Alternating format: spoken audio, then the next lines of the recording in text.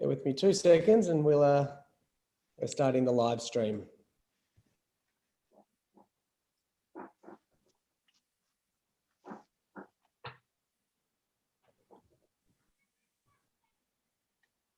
Perfect. Okay. Welcome to everyone who's tuning in and has just watched our demo day, and thank you for your engagement in the day. I hope you enjoyed those 10 pitches and keynote speakers as much as I did. It is a fantastic event every year, and this was no different. We're lucky in this room to be joined by Anna Wright, CEO of BindiMaps, and Mladen Jovanovic, the COO of BindiMaps. Hi guys, how are you? Hey Ollie. Pleasure to be here, mate. Hey, good. Fantastic pitch, Mladen. Thank you for that. I've got a Thank you very much. Sorry, mate. Thank you very much, mate. But now I've got a few questions for you guys, and I'm going to start at the top. BindiMaps. Can you explain to me the name? What does Bindi mean? I'll take that one. So Bindi is just actually short for Be Independent. When we were trying to find a name, we did have quite a bit of trouble in the beginning, but that really resonated with the people that we worked with who were blind or vision impaired, because independence is something that they miss out on. And it's also just a little sneaky reference to the third eye. The name for the little red dot is Bindi. Nice. And you talk about, or you just mentioned vision impairment. It's perhaps valuable to go back to the start here and understand a little bit more about BindiMaps and where it came about. Before we jump into that though, I'd just like to tell anyone who's streaming that unfortunately there's a couple of tech issues on the Q&A box. So feel free to email the guys any of your specific questions. Anna's email address or the BindiMap email address is on the right-hand side of this screen as you're streaming, or email to Startup Bootcamp directly and reach out with any questions. So Anna, let's go back. BindiMaps, tell us about the origins, what you do, how you came about. Sure. So around about 20 years ago, my vision went all fuzzy, and it was in the middle of a big tax deadline. So I just wrote it all off to stress, but it didn't clear up. And so that's when you start talking to endless doctors and being prodded and poked. And I was actually diagnosed with a very rare retinal disease. There were only 17 of us in Australia at the time and a couple of hundred worldwide. And though it was really rare, I was even rarer because I only had it in one eye. Everybody else, their vision went where they stood. So I was told that in one hand, I was really unlucky, but also really lucky because I was now given this time to prepare for when I did go blind. And that is a pretty horrible thing to go through. But and that was when I realized the lack of independence. How was I going to get around? And the guide dog people that were helping me were always got quite cranky with me, always piping up and going, well, if there's a braille sign there, how am I supposed to know it? How do I find the braille sign? Am I seriously expected to trail my fingers along the walls of something disgusting like Central Station to find the braille sign? So that's where it all started. So just a fascination with tech, and as Google Maps came along and smartphones and all of those things, I was always the annoying one in the corner going, why hasn't anyone got maps for inside? Why hasn't anyone got maps for inside? And so I decided to sort it out myself along with Mladen and Tony. So that's where it started. And so how does that work? How does indoor mapping, I mean, we understand the sort of Google Maps, GPS outdoor mapping, we use it daily, but how does indoor mapping differ? Sure, I'll jump on that one. So with indoor mapping, the reason why we're different, the reason why we're so accurate is because we use a blend of technologies. Main thing being Bluetooth beacons. So we use Bluetooth beacons, which we place inside a room or inside a space, inside a building. And these beacons have a very sophisticated installation system whereby we put double-sided sticky tape on the back of them and stick them on your ceiling. And they don't need to plug into any power or Wi-Fi, it just sits there by themselves. And what they do is they really emit a Bluetooth frequency. Now we use that in conjunction with many other technologies to be able to localize people within a space. Now, that's all the beacons do. The rest is from a software perspective. And we've really done a lot of work to get the product to where it is now. I mean, the product team has done a lot of work to get it to where it is now. We're able to get you within 1.5 meters of accuracy within an indoor space and tell you exactly where you're facing, which is world class. If we are not the most accurate indoor navigation company in Australia, we're definitely up there, probably even the world. So it's a little bit different, whereas outdoor navigation relies mostly on GPS. We rely on Bluetooth beacons, same sort of concept. Outdoors is, they use triangulation, which is you've got to be in contact with 3 different satellites, whereas indoors we use a system called multilateration. So you just have to be in contact with 3 or more beacons at one point in time. And so can you give some use cases of, where that's operating and how that's operating and how that's helping, people with vision impairment? And we'll get to people without vision impairment. Yeah, sure. So I gave one example. I mean, it all started at UTS. We BindiMapped a couple of floors in UTS, and that's really, that use case there was simply to get the lady from the entrance down to the coffee shop and to get her first cup of coffee, which was unreal. And then from there, it just started evolving, right? Our first major installation was with the Stockland Corporation. So they're such forward thinkers, and they're really, really focused on sustainability, accessibility, inclusion, and that whole piece. When it comes to stuff, they've been just so phenomenal to work with. And our first key installation was a shopping centre. Now, the use case there, as you probably face the frustration yourself, right? When you walk into a shopping centre, where's the store that I'm looking for? Where are the restrooms? Where's the information kiosk, right? The biggest problem is finding one of those kiosks. So that's one use case. I mean, we've had installations where installed at Yarra Tram's head office.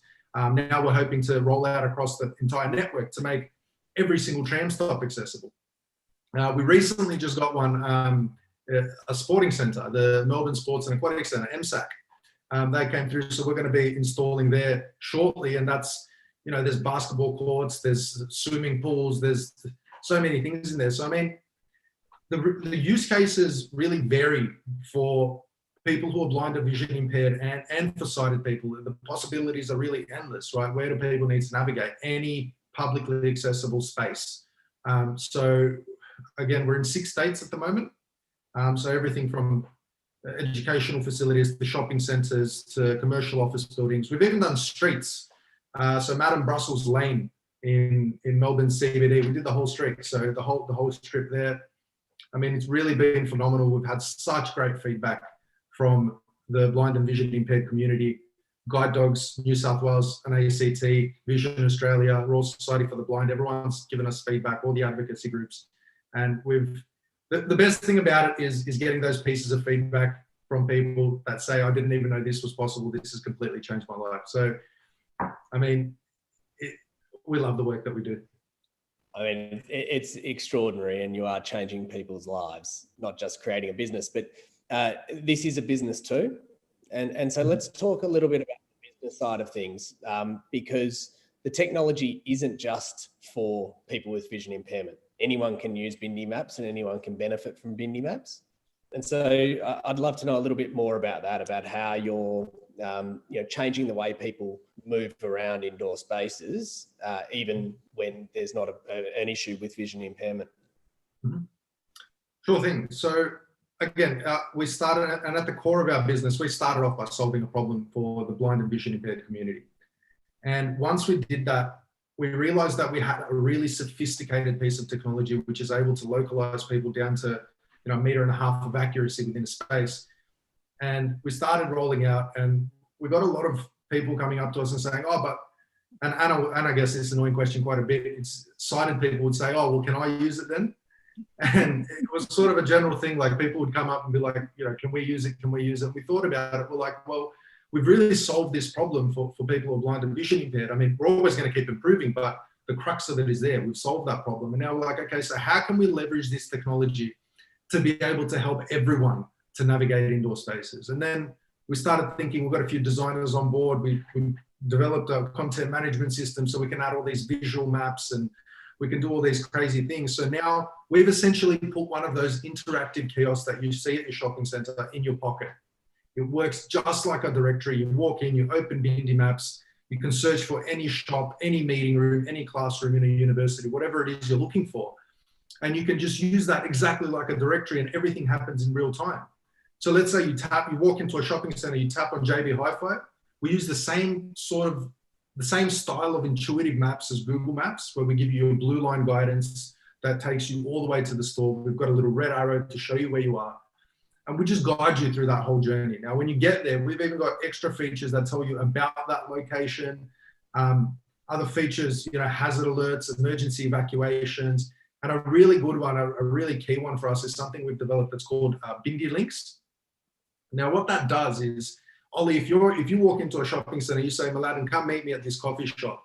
I walk in, I have no idea where the coffee shop is. You just send me a Bindi link, and the system will treat you and your phone as a venue within the shopping center. So I will be guided directly to you no matter where you are within the shopping center. So we're always adding features to try and improve that experience. And the possibilities are endless. We're growing, we're developing, we're going into more verticals. I mean, the sporting vertical now as well. Imagine all the Olympians when they come around and they need to find the different courts and arenas and places like that. I mean, it's phenomenal. And is it, I mean, sorry, Anna, keep going. Sorry, Ollie. I just wanted to say what I use Bindi links for when it's been installed is to find my car again in the car park, because I'm always losing it. Oh, by the way, anyone who's, I'm not actually blind, so me driving is not a problem.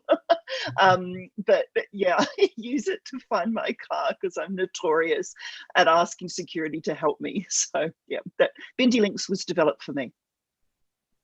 I love that. And yeah, I certainly know that pain point as well.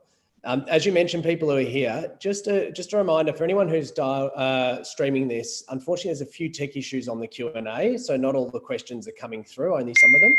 So please do feel free to reach out via email to Anna and Mladen. Their email address is linked on their profile on the microsite page for BindiMaps, or you can send an email directly to Startup Bootcamp and we'll make sure it gets through to them. If there's a question or comment you do certainly want to get back to them. Guys, I want to talk a little bit more about the back end. So for your customers and your partners, and let's start firstly with your ideal type of customer. You've mentioned MSAC, you've mentioned Stockland. Yeah, it's a broad range, but is there an ideal sort of target customer group? Yeah, so for us, with being such a broad solution, we can be deployed anywhere where people need to find their way around. When we look for an ideal customer, we really try and figure out what are their values and what matters to them. So to give you an example, Stockland would definitely be an ideal customer for us because they looked at this solution from the angle of how can we assist people in our community and how can we make places more accessible and more inclusive to everyone. I mean, we do have we do add a lot of business value to so many people, but in terms of what's an ideal customer for us, it would definitely be someone who's conscious about accessibility, inclusion, and actually making a difference for people in their community. So regardless of what vertical they operate in or how small or how large the client is, again, the perfect client for us is someone who's conscious about accessibility, inclusion, and just making a fun and interactive space for everyone in the community. Yeah, I'd agree with that because it's one of those things that I quite often get the question, or we never have any people with vision impairment come into our university or shopping centre, whatever person I'm talking to, and it's like, well, because it's completely inaccessible for them. It'd be a bit like you get rid of all of the ramps and then go, well, we don't have anyone here in wheelchairs, so why do we need to have ramps? Because we don't have any wheelchair users anyway. It's that whole chicken and the egg argument. And we know with trying to increase inclusion and diversity on any level is to make our spaces welcoming and not have this sort of, I mean, I'm reminded of the original Senate building. When that was built for the senators, there was only a male restroom. There was no female restroom. So you can go back and you think, well, what was that discussion with that architect. Probably was, well, you know, we only need a male bathroom here. But when you think about that from an inclusion point of view and the story that is saying to people. So it's the same thing. We love working with companies like Stockland, whose story is, we'll build it because we want to include everybody in our building. So yeah, absolutely. Those are the sorts of clients that we're really interested in talking to. I mean, I was quite taken aback when you first told me the numbers of people in Australia, even with vision impairment, and then beyond that with disabilities. Can you share a little bit more about that sort of, let's call it a target market size for you, but you know, a market that you're actually addressing and helping really is more important than anything? Yeah, sure thing. Well, I mean, just in Australia alone, we're looking at about 600,000 people who are blind or vision impaired. And if you're looking at people trying to find accessible routes and people with varying abilities, we get up to about 20% of the population, which is, it's a huge number. It's not a minority, right? And now with like an increasing spotlight on health, you know, safety and inclusion, and with the whole digital transformation that's happening, and you know, this movement to smart buildings and smart cities, I think we really need to start building buildings with a roadmap to be inclusive for people with disabilities, you know, especially since now they're increasingly participating in the traditional workforce and all these sorts of things. I mean, the market is huge. The market is huge, and it's not just in Australia. You can't really just pick one country, it's everywhere. People of all abilities exist all over the world, and we're here to help them. Thanks for that, guys. I am pivoting a little bit here through some questions that are coming in and through some other questions I generally have for you guys. I'm keen to know about the data, and you know, let's go back to the real crux of the business proposition, and then we're going to talk a little bit about your capital raise after that. But from a data perspective, can you share what you're able to collect and the value of that data to your clients? Yeah, definitely. I mean, this is the really cool part about it, right? When it comes to data, I love this sort of stuff because I know the sort of impact that this can have on so much decision making within an organization. We have developed an analytics dashboard. We call it BindiLytics. I'll explain why there is a spin on the name. It's not just BindiMaps analytics dashboard. So what we're able to give you as a client of BindiMaps is we can tell you, you know, how many, and this was developed in cooperation with one of our major clients as well. So it's not just something that we've thought up and created. We've actually developed it out of a use case. Now, we're able to tell you for shopping centers, for example, we can tell you the dwell times. So how long people are spending, you know, window shopping or within a store. We can tell you what people are searching for. Even if they start typing something into a box and they delete it because it hasn't shown up in the dropdown, we can show you all those dead searches. So an example, Tony, our co-founder, gave us, he was searching, he went to test the dashboard. He was searching for Harvey Norman within a store, and he kept on searching and it wasn't popping up, kept on rubbing it out.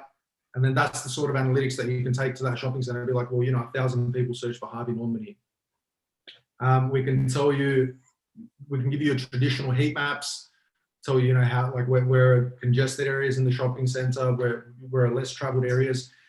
And I believe this is a world first that we've developed. So far, we haven't been able to find anything like it. We can tell you the exact directional flows of traffic within a space. So we can tell you where people are entering, and as they enter your building, are they turning left and, you know, walking around the coffee shop and then heading to a meeting room, or what's the consumer behavior, and how are people navigating around your building? Exactly. We can tell you those sorts of things. Is that technology protected? You know, have you developed that technology yourselves?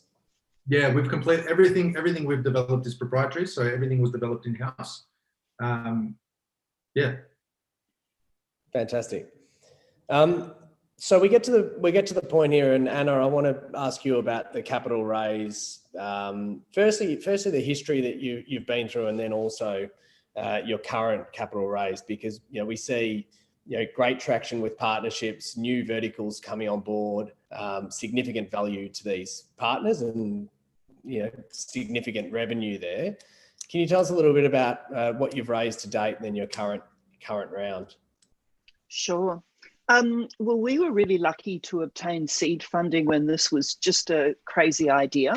And that was through the Blue Chili She Starts program. So that was really lovely. So we got $100,000 in seed funding, and we were able to use that money to create our MVP, or proof of concept.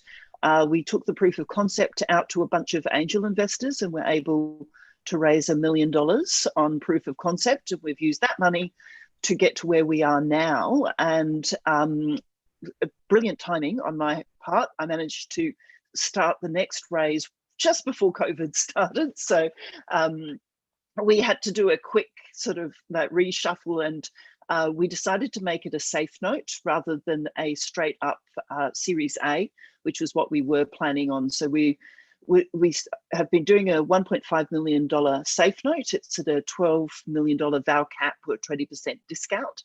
Out of that, we have raised about 1.25 million. So we've got only $250,000 left to go.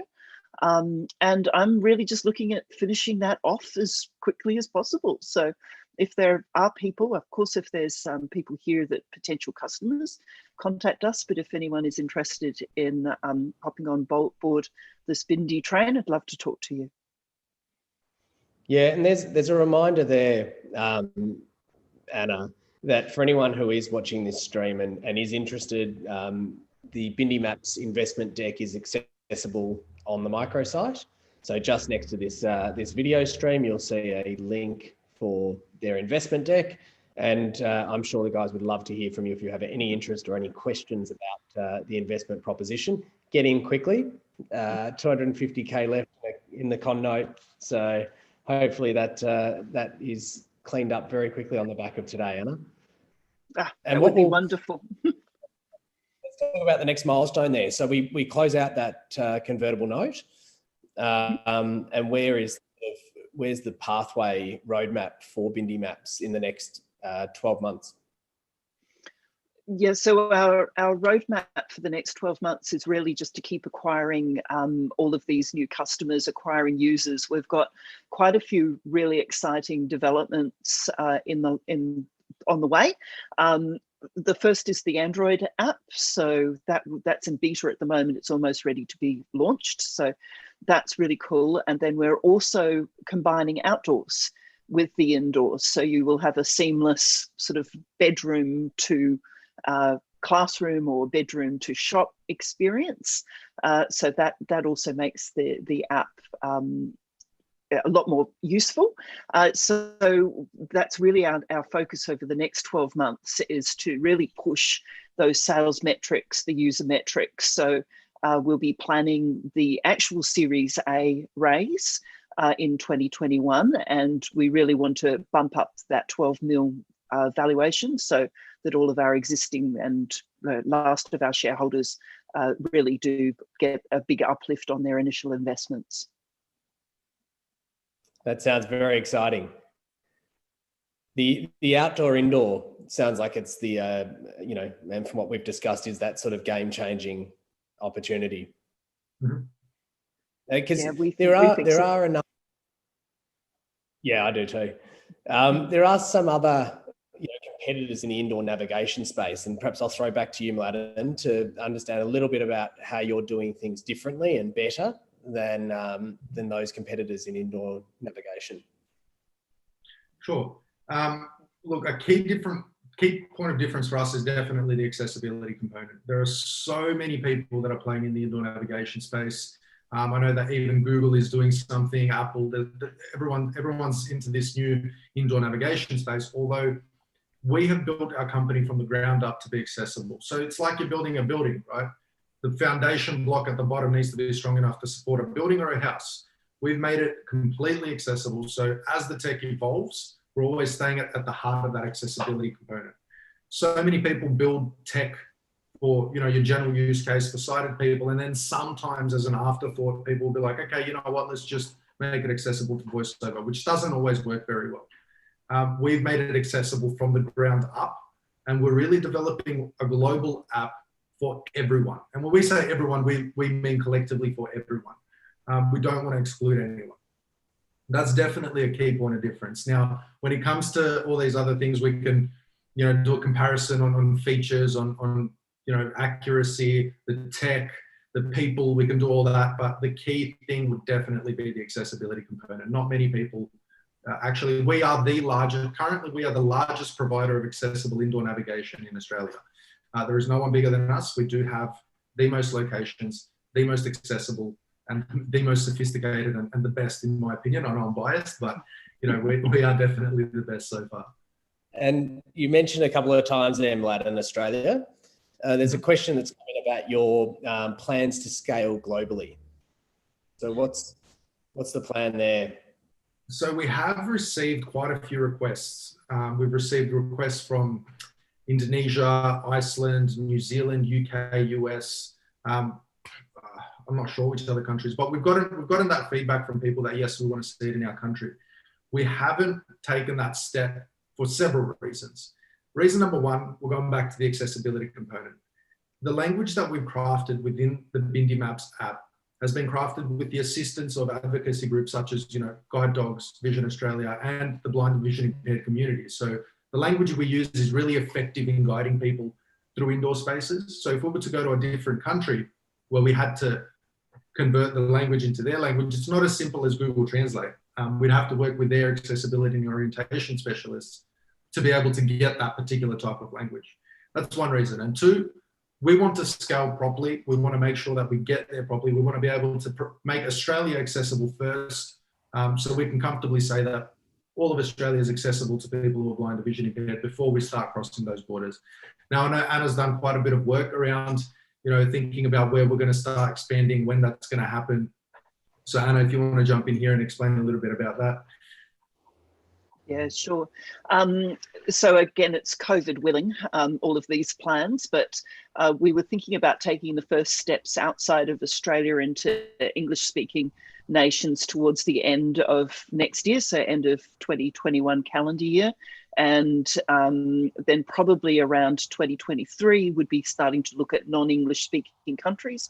And we would probably be picking off from sort of Scandinavia to start with, because of they have very strong accessibility and inclusion laws. So they are, and as Mladen said, we've already had inquiries from some of those countries because of their laws around accessibility and inclusion.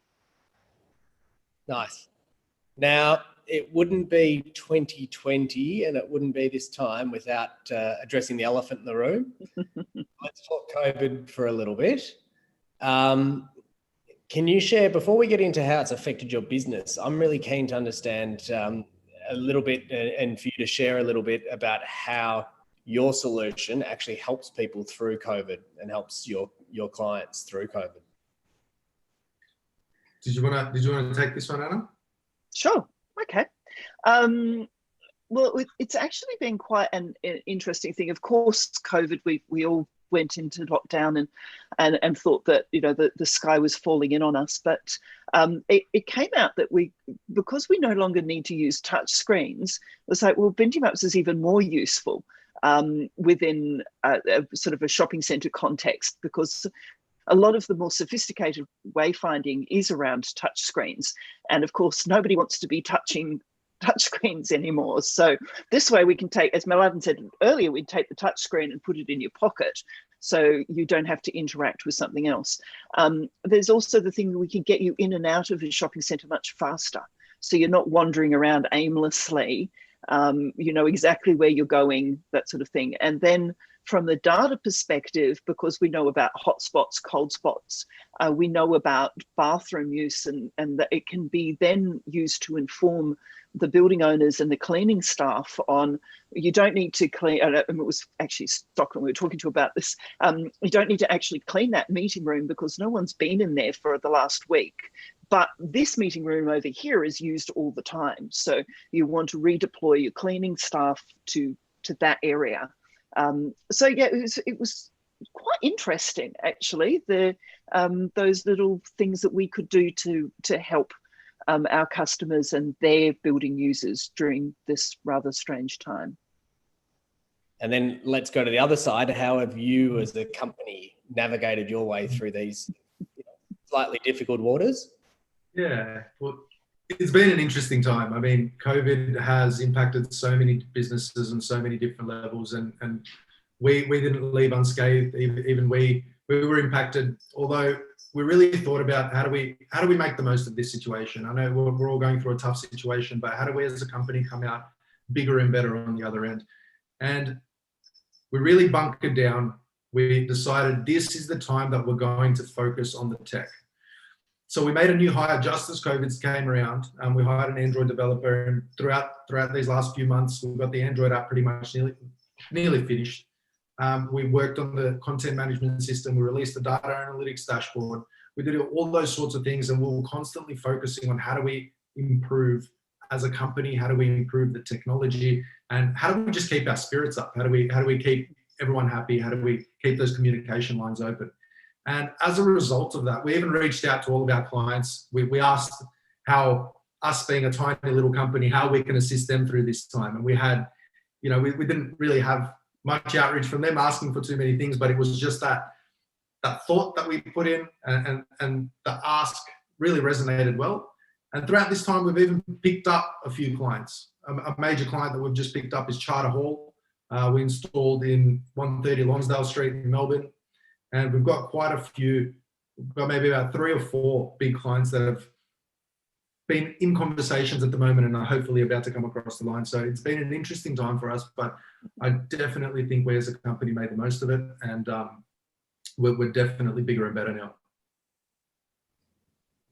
And then, I mean, I can see it when I talk to you guys on any normal day. You can see it now. You've just got big smiles on your faces. You obviously love what you're doing. You're in a mission-led business.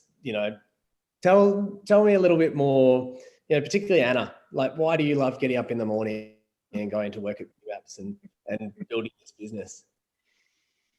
Well, that will all come back to my vision impaired users. And I suppose when I started this, because it was just that thing where I was, this must be so annoying to have to try and find Braille signs, that I didn't even really realize how much independence was lost and how much that meant to people. So in Mladen's pitch, he showed the photo of Nicole and her guide dog, Toby. What he didn't mention, because he doesn't like mentioning this stuff, was that by the end of it, when Nicole was there, she was in tears because she was just so happy, and then I'm a sympathetic crier, so I'm in tears as well. And that's not the first or last time that that's going to happen. So we get to see tears, we get to see just utter joy. We got to see a whole bunch of kids, cane users, out at one of the Stockland things, and we basically lost them because we're used to kids with canes being attached to their adult helpers or family members, and they got given BindiMaps and they were just in all these different directions. So we're chasing down, but that's really fun. Like when you realize that you're making such a big difference to people's lives, there's no better feeling actually for me, and it's the same for the rest of the team. It's just such a privilege. And then when you actually get to firsthand experience it, it's amazing. You're making me jealous. I want to come and join BindiMaps for that feeling every day. Oh, please do. 3 months has been fun. I'd happily extend. I guess one other thing that struck me early on when we spoke, and it sort of plays into what you're saying there, Anna, and it was my ignorance really, but sports and events are very visual things, right? So you're going to watch a grand final. It's I originally thought of it as a very visual thing until we started talking about the accessibility into a major stadium, being able to move around the MCG.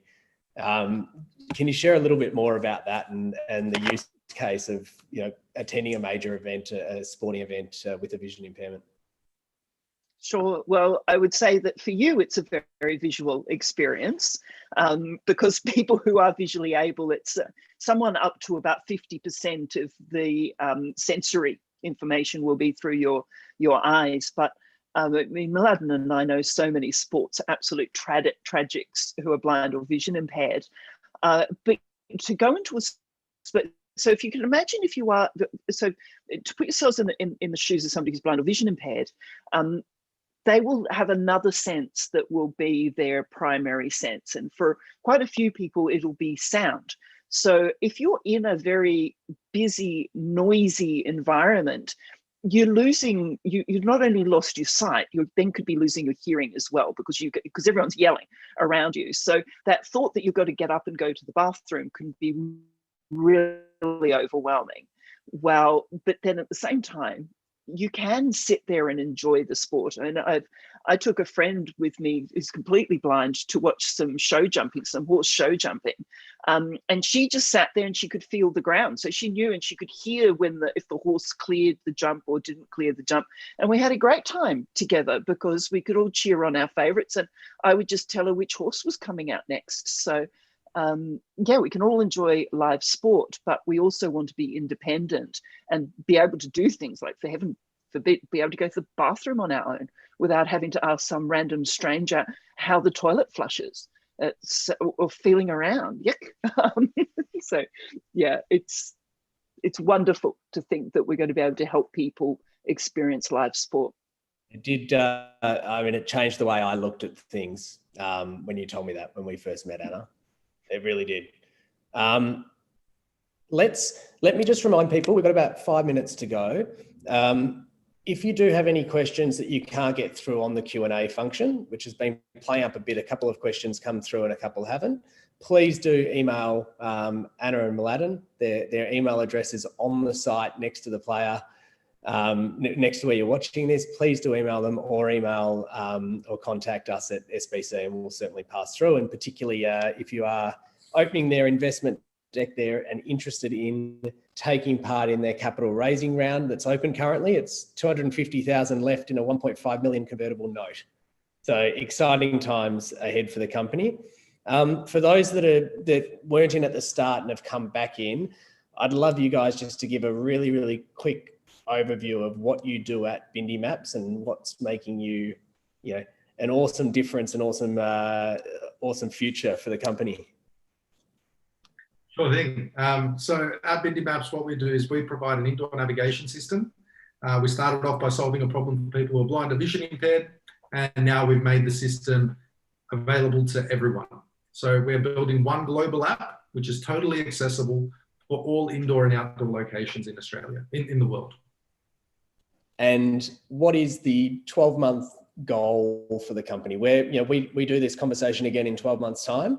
What would you like to be able to say you're doing, you've done, you're going to do at that point in time? Anna? Okay. 12 months' time, I'm going to be sitting here telling you about all of the wonderful new people that have come on board BindiMaps, and maybe even you, Ollie, with your last comment. That will be a mixture of outreach, sales, development team. And we will be talking about, remember the days when there was no BindiMaps? Isn't it weird that we never had BindiMaps, that now I just open my BindiMaps app and plug in where I want to go to, and I can find my coffee on my way, and then I can find my classroom or my meeting room. And I remember the days when this wasn't a thing. That's what we're going to be doing in 12 months here in Australia, Ollie. And let me finish by saying, I hope we're doing that in person. Yes, please. Because it's been a crazy time on screens, but it's time for us all to get back together again in person. Yeah. Guys, yeah, Anna, we'll see. I'm looking forward to sending you a Bindi link, Ollie, on where you're going to be meeting Mladen and me for that beer that we've been talking about for months. It'll be fantastic. I can't wait. Anna and Mladen, thank you both so much. The pitch before was fantastic. The 3 months in the program, what we've seen, the traction that's been able to be achieved, the resilience you've shown during an incredibly difficult period for particularly the sports and events industry. There's no one in the stadiums. I know, there were some deals that you were working on are very close before the second wave in Victoria, and they will still be there hopefully when all this finishes up and the hard work will pay off. But to land Australia's biggest indoor sporting centre, MSAC, as a client and sign just in the last few days is just fantastic. Exciting traction in the space. You're both amazing, and thank you very much for this Q&A session. Thank you. Thank you, Ollie. See you guys.